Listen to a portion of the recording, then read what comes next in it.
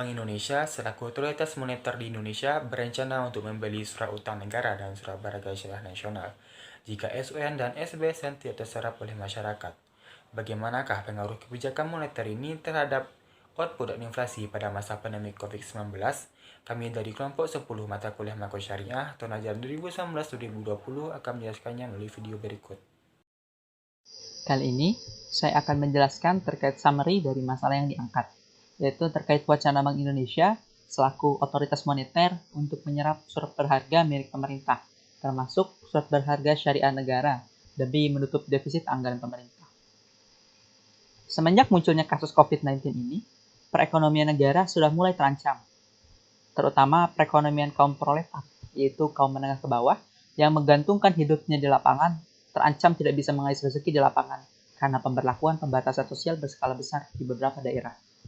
Selain itu, rumah sakit di Indonesia juga membutuhkan bantuan dana segera untuk menanggulangi lonjakan pasien di rumah sakit karena COVID-19 ini.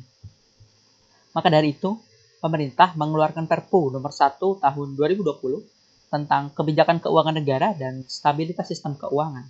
Salah satu isinya antara lain memberikan keluasan kepada Bank Indonesia untuk membeli surat utang negara ataupun surat berharga syariah negara jangka panjang di pasar perdana, guna mengatasi masalah stabilitas sistem keuangan yang terdapat COVID-19 tersebut. Kewenangan BI membeli surat utang negara ataupun surat berharga syariah negara di pasar perdana ini bukan sebagai first lender, melainkan sebagai last lender. Dalam hal ini, ketika pasar tidak bisa menyerap kebutuhan penerbitan surat utang negara maupun surat berharga syariah negara, baik jumlahnya maupun kalau menyebabkan suku bunga terlalu tinggi. Kalau terlalu tinggi, tentu saja ini tidak hanya membebani fiskal, tapi juga tidak rasional. Disinilah BI membeli surat utang negara atau surat berharga syariah negara di pasar perdana yang perlu dimasukkan di dalam Perpu. Begitu pemaparan dari Gubernur Bank Indonesia, Peri Warjio, dalam konferensi pers Komite Stabilitas Sistem Keuangan. Peningkatan money supply akan menyebabkan kurva MS pada pasar uang bergeser ke kanan.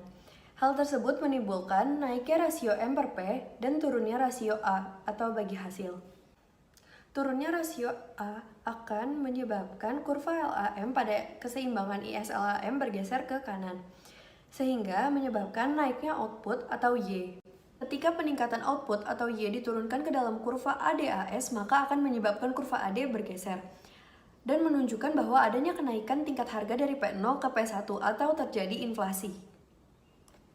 Berhubungan dengan teori yang telah sampaikan sebelumnya, diperlukan ada koordinasi antara pemerintah, khususnya Kementerian Keuangan, dengan Bank Indonesia selaku bank sentral untuk menumbuhkan perekonomian nasional.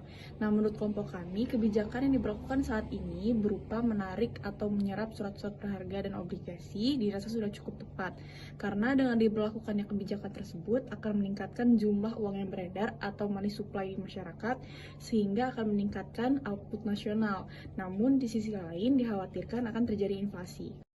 Seperti yang kita ketahui bahwasanya baru-baru ini pemerintah mengeluarkan suatu kebijakan, Bank Indonesia diperbolehkan membeli surat berharga, baik itu yang berlabel konvensional maupun syariah, di pasar primer. Yang dahulunya Bank Indonesia hanya boleh membeli surat berharga tersebut di pasar sekunder. Adapun maksud dari pemerintah memperbolehkan Bank Indonesia untuk membeli surat berharga di pasar primer adalah ketidakmampuan pasar untuk menyerap surat berharga tersebut, dikarenakan para investor cenderung lebih memilih untuk memegang uang kas. Lalu, pemerintah juga baru-baru ini berencana mengeluarkan recovery bond, yaitu surat berharga ataupun surat utang yang dimana dana tersebut akan dikhususkan untuk bantuan di saat masa pandemi COVID-19. Adapun dari dana yang terkumpul, pemerintah akan mengalokasikan kepada beberapa sektor, baik dengan cara subsidi maupun dengan cara bantuan tunai langsung. Harapan dari pemerintah yaitu agar meningkatnya konsumsi dari masyarakat, yang dimana dapat meningkatkan output juga.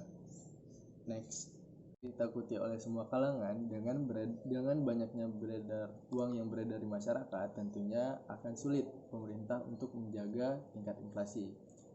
Tapi baru kali ini Peri Warjio selaku Gubernur Bank Indonesia mengeluarkan statement bahwasanya inflasi akan tetap terjaga hingga bulan Ramadan.